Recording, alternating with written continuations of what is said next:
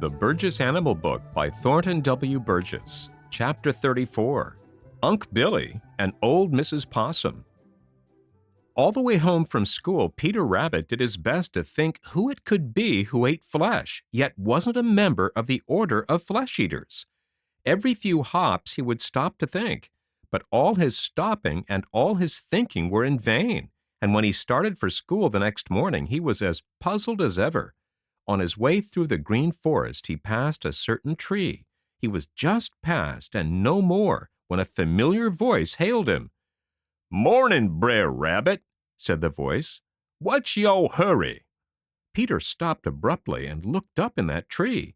There, peering down at him from a hole high up in the trunk, was a sharp, whitish-gray face with a pair of twinkling black eyes. "Hello, Unc' Billy!" cried Peter. "How are you and old Mrs. Possum?" "Po'ly, Peter, po'ly. We-uns haven't had breakfast yet, so we-uns are feeling po'ly," replied Uncle Billy with a grin.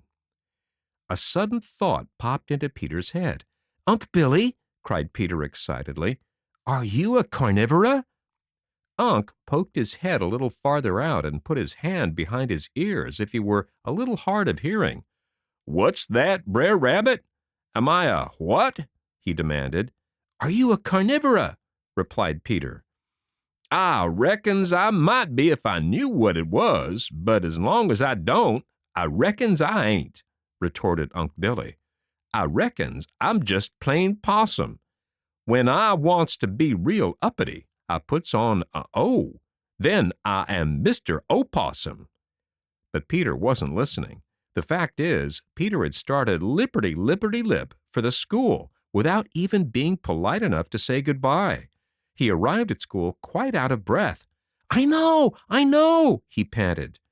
"What do you know?" asked Old Mother Nature. "I know who it is who eats flesh, yet doesn't belong to the order of flesh-eaters. It's Unc' Billy Possum," cried Peter. "Right you are," replied Old Mother Nature. "However did you find it out?"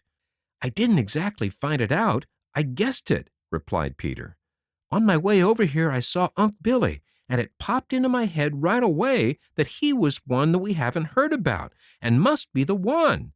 But if he eats flesh, I don't see why he isn't a member of the order of flesh-eaters. It is because he belongs to a group which has something which makes them entirely different from all other animals, and for this reason they have been given an order of their own," explained Mother Nature. "They belong to the order of marsupials, which means pouched animals. It is because the mothers have big pockets in which they carry their babies. Old Mrs. Possum has just such a pocket." "Of course," exclaimed Peter. "I've seen those babies poking their heads out of that pocket. They look too funny for anything." "The opossums are the only marsupials in this country," continued Old Mother Nature. "Now have I made it quite clear why, although they eat flesh, Unc' Billy and old Mrs. Possum are not members of the same big order as Buster Bear and the other flesh-eaters?" Everybody nodded. Just then Chatterer the Red Squirrel shouted, "Here comes Unc' Billy and old Mrs. Possum and all the little possums." Sure enough, down the lone little path came the Possum family, and a funny-looking sight they were. Unc' Billy was whitish-gray, his face whiter than the rest of him. He looked as if he had just gotten out of bed and forgotten to brush his hair. It pointed every which way. His legs were dark, his feet black, and his toes white. His ears were without any hair at all, and were black for the lower half and the rest being white. He had a long whitish tail without any hair on it.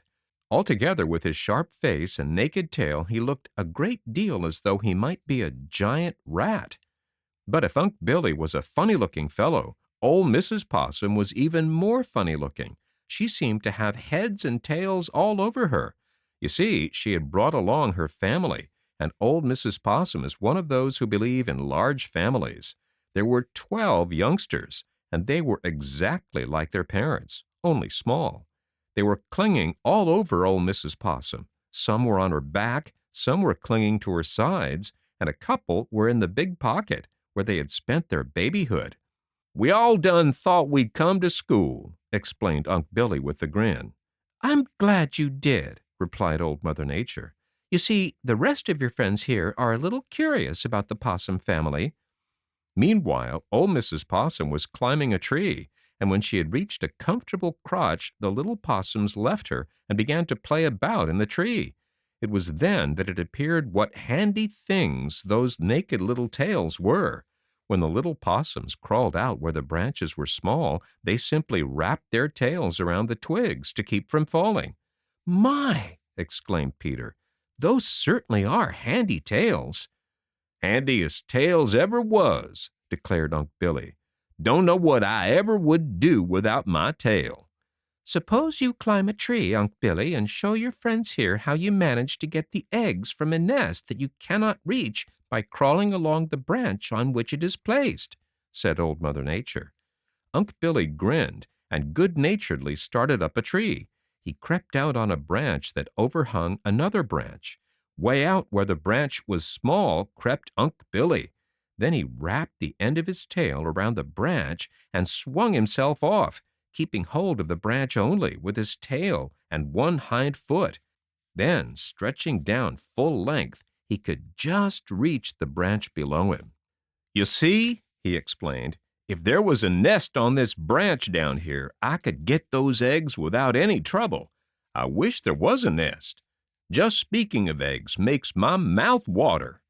Again, Uncle Billy grinned and then pulled himself back to the other branch. Old Mother Nature shook her head reprovingly. "Unc' Billy," said she, "you are a bad old rascal to steal eggs. What's more, it doesn't matter to you much whether you find eggs or young birds in a nest.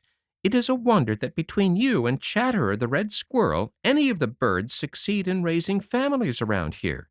Have you visited Farmer Brown's hen house lately?" Unc' Billy shook his head. "Not lately," said he. "I done got a dreadful scare the last time I was up there, and I reckons I'll stay away from there for a while." "What else do you eat?" asked Old Mother Nature. "Anything," replied Unc' Billy. "I reckons I ain't no ways particular. Insects, roots, frogs, toads, small snakes, lizards, berries, fruits, nuts, young rats and mice, corn, any old meat that has been left lying around. I reckon I could find a meal most any time, most anywhere." "Do you always have as big a family as you have there?" asked Peter Rabbit. "Not always," replied Unc' Billy. "But sometimes Mrs. Possum has to tote around a still bigger family. We believe in chillin', and lots of them. We reckon on having 2 or 3 big families every year." "Where's your home?" asked Johnny Chuck. "I know," said Peter Rabbit. "It's up in a big hollow tree."